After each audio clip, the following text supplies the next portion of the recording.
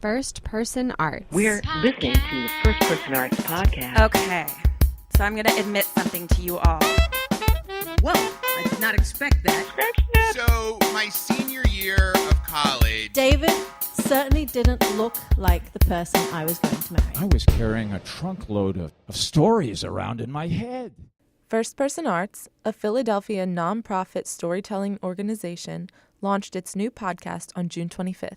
Through the podcast, we get to push out the stories of the individual people that are part of our family. The podcast is a platform for building a community in Philadelphia of sharing stories. Prior to premiering its podcast, First Person Arts already had a strong network of community supporters. We will have people who will listen to it, and we have people who will share it, and we have people who will be so excited to be a part of the podcast. We are one of the leaders in this field. We are bringing people together. People are telling great stories, and now we get to share them with a larger audience. The organization strives to give a voice to the people in and outside of Philadelphia. People are already saying that our podcast is the Philadelphia podcast, and we really want it to be that because we want it to be the voice of the city.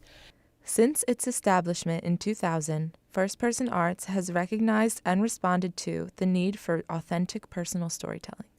With the rise of reality television and the rising popularity of memoir authors in general, there was definitely a hunger for this kind of first-person based programming. We believe everyone has a story to tell, and we value everyone's story equally. So there's no one person whose story is more important than someone else's. And so I've kind of become obsessed with personal stories as a way to document that someone existed. They had dreams, they had a life, they had hopes.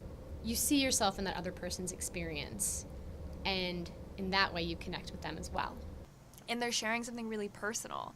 You know, how many times, like when you're walking down the street in Philly or you're on the subway, you know, like do you get to do that with strangers, where you get to connect and they tell you maybe a deep, dark secret, or they tell you, you know, this was the one thing that changed my life, or this is my wisdom that I'm imparting to you.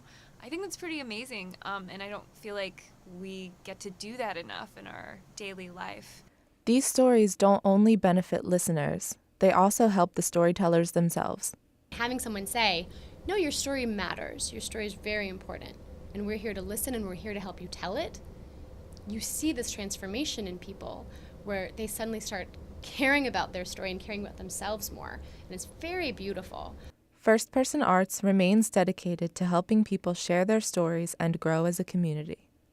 This is Erin Moran reporting for WHYY Young Journalists. Stay classy, WHYY.